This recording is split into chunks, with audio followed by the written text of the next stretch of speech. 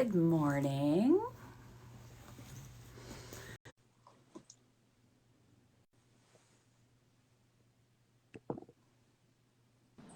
Good morning. Good morning. How are you? I'm great, thanks. How are you, Miche? Good, good. Happy to be here. Well, happy to have you as per usual. Thank you. Thank you. Thank you. I'm stoked for what we're going to get into and talk about today. I think it's going to be really good stuff. Super helpful for anyone in any business, honestly. So I'm really I'm excited. so excited as well. I've been looking forward to these chats, and for those of you who have not joined us in the past, Miche and I are like this. We Yeah. like to talk all things transgender, non-binary, and we have a paramedical tattooing series that this is included in. So let's just do it, shall we? Yeah. I'm ready to get Okay. into it for sure. Yay! All right, so everybody, my name is Jody Stoski. I am the founder and creator of the online Paramedical Tattoo Academy. My why is to help teach PMUs how to incorporate paramedical tattooing into their businesses so they can help clients heal with tattoos as well. Okay, Miche, tell me all about you. My name is Miche. I'm a cosmetic tattooer from Richmond, Virginia. I've been tattooing for about 3 years now and am excited to start my journey into paramedical tattooing in the near future. And yeah, my goal with all of my work is just to help everyone feel amazing about themselves and to have that ease and peace of mind and confidence. And I definitely love getting gender nonconforming people into the studio so that I can do a lot of gender affirming services and stuff as well. But of course, all services I enjoy doing so much. It's very rewarding. So yeah. I love it. So, one of the things we're talking about today, which I think is so important, and I think this is a hurdle for PMU. So, it's great to Mhm. be not only shedding light on it, but teaching and educating people how they can do this. And it's not difficult, is how to make a small business like a PMU studio transgender, non binary friendly. Yes. Honestly, there's so many little things that can be done, and a lot of it is very simple and very easy. It's just about really having that awareness and knowledge, and I guess just having little boundaries in place for things that you'll do and will not do within your appointment, just to make sure that your client is their most comfortable. But a lot of it really is super simple stuff, guys. It's really easy. And it's just about being aware of it and practicing it until it becomes like second nature, honestly. So One um, of one of the things, just to interrupt you, just a quick housekeeping. If anybody has any questions for Miche or I, we are uber happy to help. We always say like no question is a bad question or a stupid one, yeah, especially when it comes to this, because we understand there's this level of intimidation, and we absolutely. want to make it comfortable. We want to make it something that people feel they're they're not confused. They're like, okay, I'm learning. And Hmm. that the transgender community is also happy to educate and be open so that we have those really seamless lines of communication. So in light of that, one of the things that I thought would be really good to start off the conversation was something that I just had happen in my business in Calgary. So we have a PMU slash paramedical tattooing business, and we had a transgender person come in that we don't have a trans friendly bathroom. We only have Yes. male and female bathrooms. We're in Hmm. an older building. There Hmm. is no means for me to go and create that for somebody. And I think that's a big one, right? Is the Yeah. bathroom. Yeah. The bathroom is a huge thing. It definitely can bring a lot of anxiety for a lot of trans and gender nonconforming people, just because there's always that rebuttal that we kind of fear having to, I guess, deal with or come into contact with, where people that we might go into, or people that might be in the restroom that we might go into, will say something, or they will be rude, or it could lead to violence. And it can definitely lead to just a lot of anxiety around what bathroom to use, what is going to be the easiest for you. And there really shouldn't have to be this level of anxiety around the restroom. It's such a simple thing that we need to do on a day-to-day basis. So my recommendation for any business is to have a gender neutral restroom. if possible. That way there's no question on if you should go into the men's or the women's room. It's just a kind of free for all, I guess. And if you have two restrooms in place that are like strictly like men's and women's rooms, I would just make both of them gender neutral and just have two options. And you honestly can't really go wrong with that. So you could just put a new sign up, and make sure that, I guess, the way that, you know, depending on your studio is, the way that the restroom is like decorated and all of that isn't too gendered and is more on that like neutral kind of standpoint. So that's my first recommendation in that situation. Okay, so let me share with you how we came up with the solution, because I don't have an in-clinic washroom. So I don't have the option to be like, hey, I've decorated this in a very neutral. I could hang a different sign up or just Yes. keep it as like, this is the bathroom for everyone to use. Yes. So what I did was, we have the male, female. Like I said, it's kind of old school. They're not even decorated. It's super plain. So Yeah. that wasn't the issue. But what we did was offer a key to either one of the washrooms. Like I said, like, here's the male female key. Please choose whatever you're comfortable with. And we would just make sure that it is an inclusive place for you to use the washroom. We'll stand outside and wait and make sure that no one goes in. And that was our solution. How did you feel? And what do you think about that? I think that that's great. I definitely think that if you're in a situation where you're a little bit limited with how you can alter the restroom in that kind of way, I think that's a great option, especially if you do have a single person restroom. That definitely can make it a little bit more comfortable, because a lot of what happens involving the anxiety around the restroom is when we're actually in the bathroom with other people. And it is very likely that as trans people, we will experience violence just trying to go to the restroom, harassment, any level or type of violence.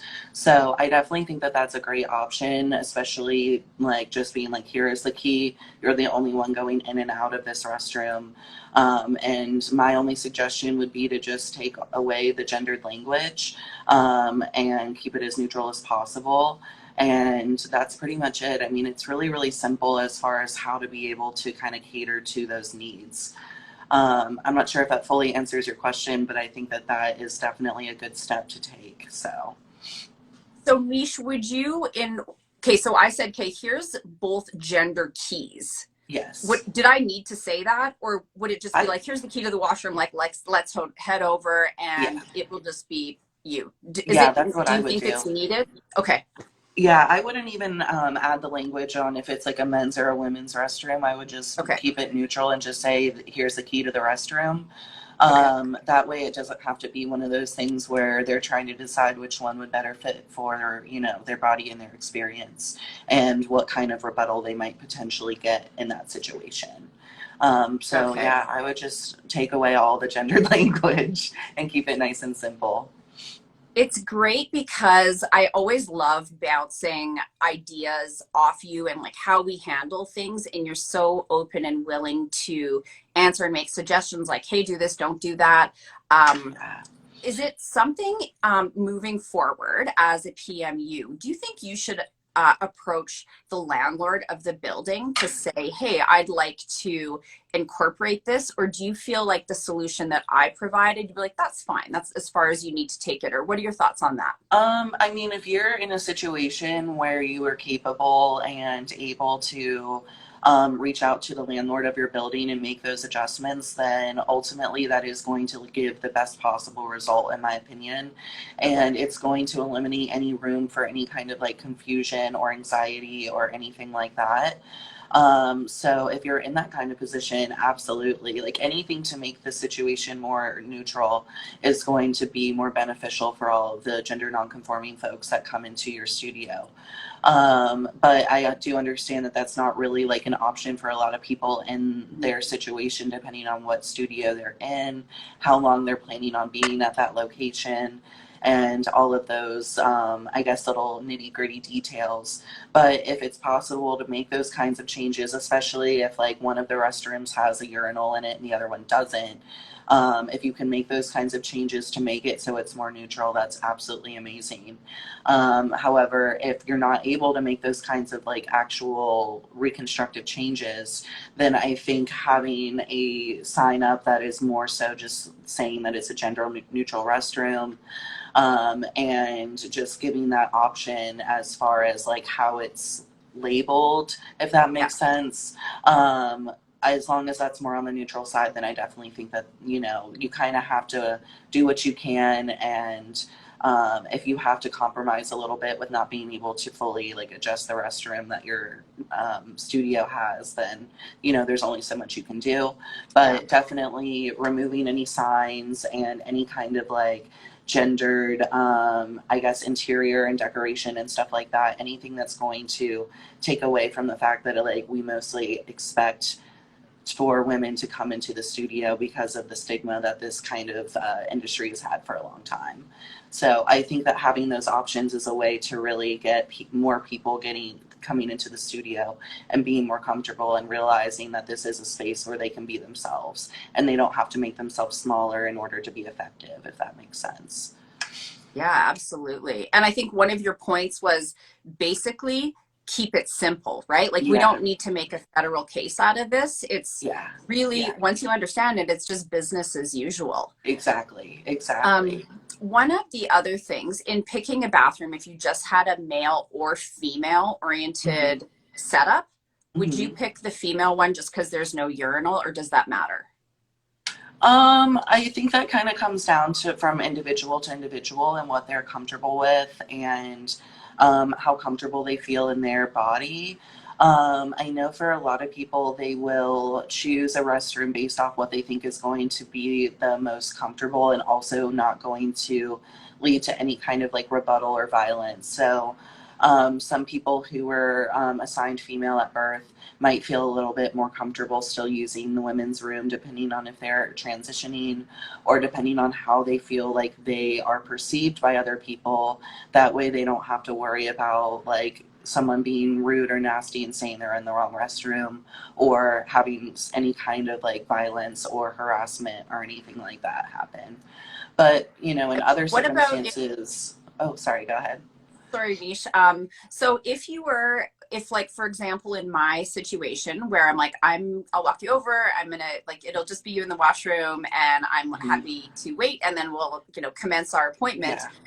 What would I choose? Would I choose the female washroom because it's just neutral, or would it be better for me to pick the male washroom, or does it matter?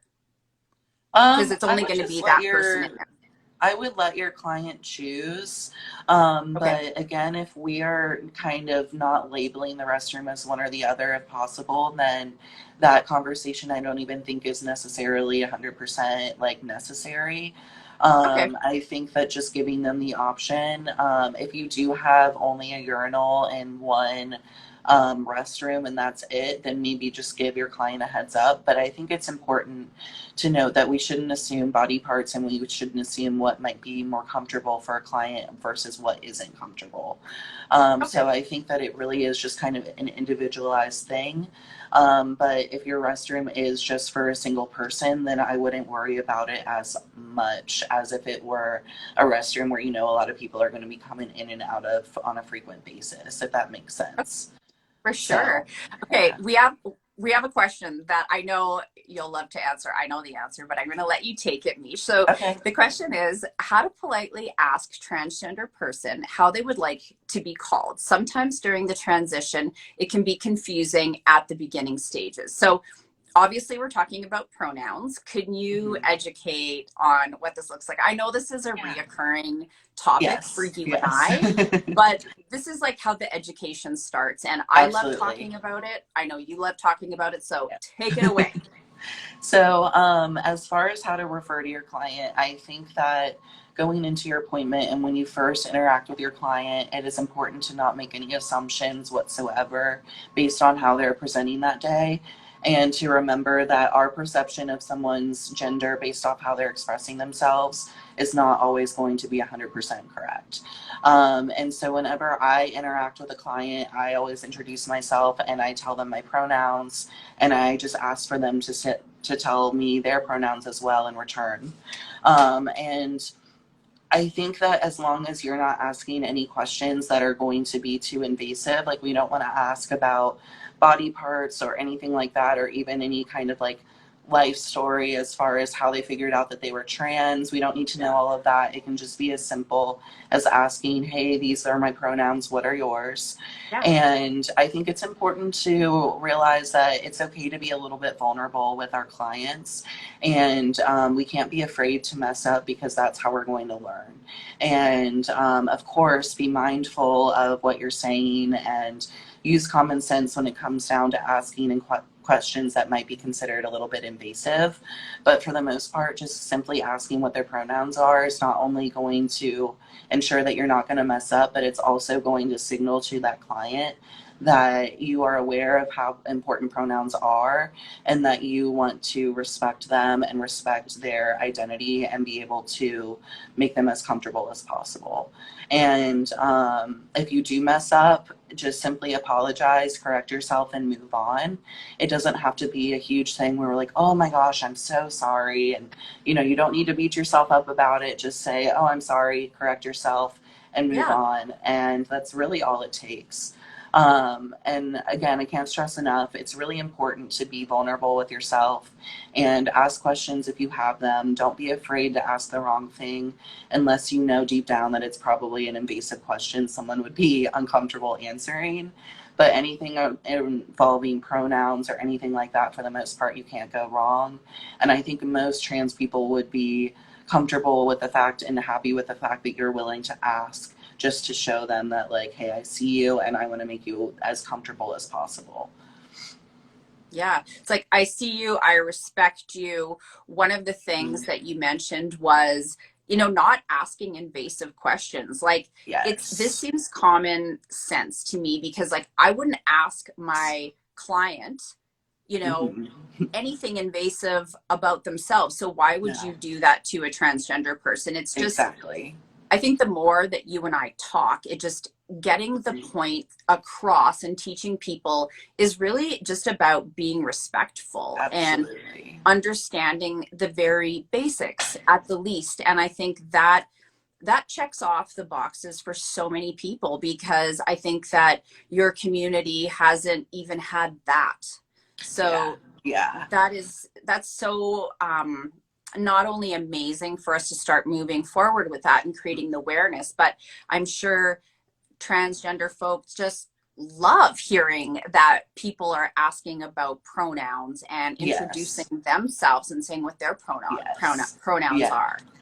Yeah, being proactive about it definitely sets a different kind of tone, as opposed to having your client come in and making it obvious that you're a little bit uncomfortable with like what to say and what not to say. You can just go in and be a little bit more proactive and just use your common sense for like what you wouldn't typically ask a cisgender person, meaning someone who was assigned a gender at birth that they align with. But if you wouldn't ask your cisgender clients any of those questions, then you, especially involving like body parts, life story, anything like that, like, it's important to note that we're not here to educate you unless it feels comfortable to do so. So we should never really expect that. However, if there's something where you feel like you're messing up and it is a simple question, you can always go online, or you can simply ask if you feel like it would be appropriate to do so. But just use your common sense. I mean, if you wouldn't ask your cisgender friends or clients about body parts and stuff like that, then it's probably not ideal to ask your trans clientele either. So it's really just simple stuff, and just being proactive and being real with yourself. If there's something that you're unsure about, a simple Google search is all it can take sometimes. there's a lot of really, really good resources out there, and it doesn't always need or require, I guess, a formal education or for you to necessarily learn it from a trans person. However, if you have that kind of relationship where you feel like you can have those conversations, that's amazing, but it should definitely be catalyzed, and the energy should kind of come from the trans person as opposed to the actual, like, us as artists, if that makes sense. Yeah, So absolutely. I think one of the big things is educating. And that's something that I thought was very important, which is also how you and I got together to yes. create that education, not only for myself, but as a business owner to educate my staff as well. So it's Okay. like everybody needs to learn. They're Uh-huh. not difficult concepts, but when you take the time just to educate people, that transition is super smooth. Oh And yeah. what you and I created together was how to do that.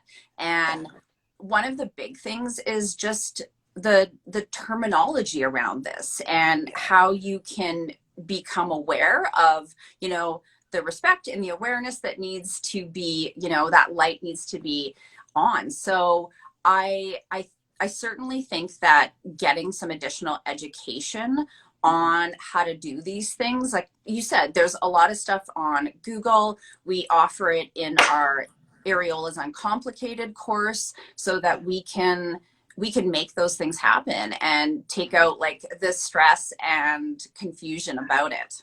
Yeah, because I definitely think that a lot of people, unless they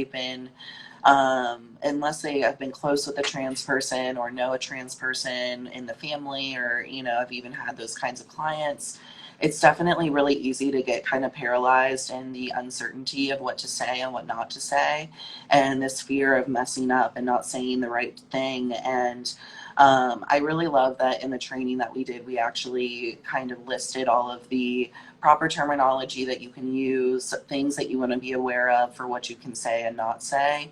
And there really are a lot of things that can go more in depth, but for the most part, it's all about just being respectful and not asking anything that's super invasive or inappropriate, and just being vulnerable with yourself if you feel like you need to educate yourself more, making sure that you do a little bit of that on your own, do a little bit of homework maybe before your client comes in. That way you're not having a situation where you feel uncomfortable talking to your client, because ultimately the services that we offer are very vulnerable to get done, and it takes a lot for a client to feel like they can trust us and put whatever service that they want to get kind of in our hands. So the least we can do is go out of our way to make sure that they're going to feel as comfortable as possible. And I think that when you're dealing with a trans or even just a queer client in general, it's important to note that there's that extra level of things that we can do to really go above and beyond to make them feel more comfortable and feel at ease, and to not feel like they have to educate everyone that they come into contact with. Um, like I said earlier, some questions are going to be like more individualized, like pronouns and stuff like that, and even like identity and how they identify with their gender and express their gender. However, I think that for the most part, it's about us educating ourselves on our own and then educating the people around us, because there's no doubt in my mind that as a permanent makeup artist or a paramedical tattooer, you are absolutely going to come into contact with transgender and gender nonconforming clients. So it's good to make sure that you feel, good about making them comfortable. So, yeah, Just like you would make anyone else feel comfortable, exactly. it's the same. So Miche, Yeah. in your studio, what does that look like? How has that translated for all of you? So, when I started working in the studio about 3 years ago, I made a point to talk about the fact that we should put pronouns on the intake forms. And that can also kind of alleviate any kind of like awkward conversation that you might feel like you would have with a client. And immediately when they look at the form, they're going to see like, okay, this is a space where they get it and they want to make sure that I'm respected and comfortable. Going back to talking about restrooms, we do have a gender neutral restroom here, and it's just a single use restroom. So it's pretty easy for us to not have to worry about confusion going to the bathroom or any kind of anxiety in that regard. We also make sure that the way that our studio is set up and decorated, and I guess the aesthetic of it isn't super feminine and it's a little bit more neutral, so it's welcoming to all different groups of clients and all of that. I think that it's also important to note that we need to market for people that are not just highly feminine women. We're going to get all kinds of people coming into the shop, so I think that it's important to not only eliminate any kind of gendered language with marketing, but also making sure that you're posting work on a variety of different kinds of clients and different identities so that people can see, okay, these people are doing work on people that look like me and people that I can relate to, so this is a good place for me to go. And last but not least, doing work in the actual community, and making sure that you're doing what you can to, I guess, not only get the conversation started on this is a space that's inclusive for all people, but the fact that we see what is happening in our society and how we do need some adjustment when it comes to equity to make sure that different marginalized groups are properly accounted for. Yeah. And I think that doing the work outside of the shop and really showing that not only are we doing the work to make people comfortable, but to continue working on education getting out there, funds going to different nonprofits and mutual aids to make sure that the local community is taken care of. I mean, the list goes on for things that you can do to make your trans clientele more comfortable. But I think it's all about just having a neutral kind of standpoint when it comes to marketing, aesthetic, and also just making sure that you're allowing for people to communicate their needs and things that they might feel are necessary within their experience with you too. Awesome. One of the resources that I think is amazing and that we're a part of is the Trans Friendly. Let's talk about that. I know you love that site as well. Yes. And okay, so let's talk about that. So it is basically a website that allows for you to pledge that your business and that your work is 100% pledging to be a safe space and a comfortable space for your transgender clientele. The website that we had found is actually a global, I guess, I can't think of the right word for it, but a global kind of thing that you can I guess, pledge to be a part of, and that way people can go online, and if they are part of the transgender and gender nonconforming group, they'll be able to look up people in their area, in their country, and be able to see like, okay, these people have pledged to basically say that it's going to be a safe space for all transgender clients. And of course, the work goes past just pledging. It takes a lot more than just saying, okay, I'm going to use your pronouns and this will be a safe space. It does take a little bit more than that. But it's definitely a great way to get started. And I think it's really important to get people on board with actually talking about this and talking about how important it is and being able to pledge that this is something that is important to you as a business owner and as an artist to make sure that everyone is comfortable. But I think it's an absolutely amazing resource, and I think that it's really important that we see that sort of thing happening, so that we can eliminate any kind of confusion or issues that might come up with feeling like you're going to a artist or a business that is trans friendly and they're really not as educated as it seems. So it's just a little cherry on top. I know. I love that it's a cherry on top and that these are even available. So just to educate where you can go, I wrote it down. It's transfriend.ly. Yes. And essentially it's a directory Yes. for business owners. It has resources for individuals looking to make their business a trans friendly option. And it's everything. Like there is every service under the sun, Yeah. and you can become a part of that as well. And I think that speaks a lot, like you said, to the Mhm. transgender community. Absolutely. Just to go out of your way to pledge that this is something that you stand for and is important is just a little hint to show, like, okay, I can be more comfortable in this setting. And like I said earlier, of course, it takes a lot more work, but if you're willing to pledge to be on a directory that is going to bring in that kind of clientele, I think that speaks for itself.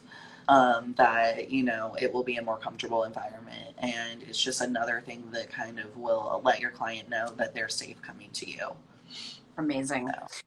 So, I'll also welcome any other questions that we have. And Miche, is there anything you would like to add as far as, you know, our discussion today, or just generally speaking about this topic? Because I know people that are listening and watching is very new to them, and for others they've been a part of this for a while. mhm, So mhm. is there anything else you'd like to add today, just, you know, related to our conversation or not, as far as transgender Yeah. community goes? I just think that it's really important to note that a lot of people feel very uneducated on this topic unless someone close to them is trans or they're trans themselves. And a lot of people get really caught up in that fear of messing up or that fear of offending someone. And I think that it's really important to note that we need to have that level of vulnerability within ourselves to be able to talk to other potential resources that might not always be the client while they're there for their service, of course. But I think it's important to be real with yourself on what you're comfortable with and what you're not comfortable with, and to do that education, but to also make a mental change kind of while you're talking about transgender clients or trans people that are close with you. If you're having a hard time with pronouns, making sure that you're mentally using the right pronouns when you think of them, doing what you can to educate yourself outside of your interaction with your trans clients. That way there isn't that added pressure of feeling like they need to educate you just so that they can feel comfortable. Right. And it's very, very normal to feel like you don't really know the right things to say or the wrong things to say. And all it really takes is just very simple education that you can access through YouTube, Google. There's even more education that goes a little bit above and beyond on the training that we did together. And there's just a lot of different options out there as far as being able to really educate yourself.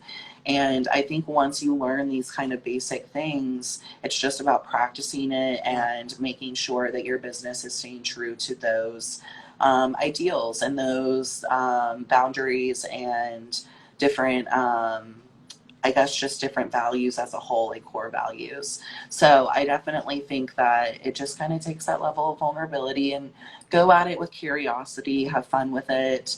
It doesn't have to be super serious, you know, just enjoy the process of learning more and learning about an experience that might be a little bit different than your day to day experience. It's super important, I think, to do that just because, you know, the trans community has been around for hundreds and hundreds of years. We've always been here, even though we've been a little bit swept under the rug in the past. However, it definitely is a thing where we're kind of seeing more and more transgender people coming out and speaking their truth and being more open with their expression and identity. So as those changes continue to happen within our society, we need to make sure that we're staying up to par with being able to make sure that they're comfortable and not just relying on them to educate us. I don't know if all that makes sense, but that's It does, and we yeah. absolutely love hearing all of the amazing information that you provide.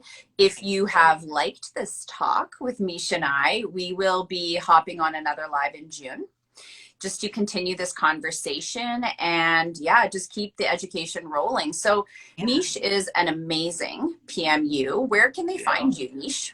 You can find my work on Instagram here. My handle is Me Shreve Tattoo. You can also find my work online on my shop's website, which is ateliercosmetictattooing.com. I work at an amazing shop here in Richmond, which is called Atelier Cosmetic Tattooing, with a bunch of amazing artists who are just absolutely incredible when it comes to going above and beyond with accommodating all different groups of, all different types of marginalized groups, even beyond the trans and LGBTQIA community. But yeah, you can find me mostly on Instagram here. Again, my handle is Miche Tattoo. And if anyone has any specific questions that they would like to chat about, you're more than welcome to shoot me a DM. I would love to talk and just get some of that information out there. So yeah, that's where you can find me. Miche, thank you so much for even Thank you. inviting the questions to say, hey, like if you were shy to ask or you're not sure, DM me. And I love how open you are. Yeah. One of the other places as a great resource for this information and learning more about how to do a gender affirming top surgery tattoo is in the online Paramedical Tattoo Academy. Both Miche and I worked really hard to educate and create just a really great landing spot for you to be able to incorporate this into your business. And because of that, anybody who is listening / watching, we want to offer a discount. Ooh, Miche, yes. Miche 10. So We if love you guys, that. thanks. If you guys are interested, check out the Jody Stoski Online Paramedical Tattoo Academy, where you can use that Miche 10 code and take your business to the next level and take that transgender community under your wing and serve them like they should be. 100%. Yes.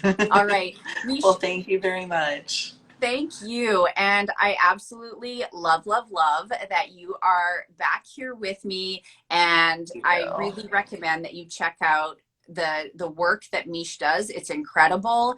Their Thank you. studio is super cool. And also, Miche has the coolest style. I love seeing what Thank you're you. wearing all the time. It is one of my favorite Thank things. you. So Thank thank you you. again and have an absolutely wonderful week, everybody. And we will see you on the next Paramedical Tattooing Good. Series live. I'm stoked. Thank Okay, you. take care. Bye. Bye.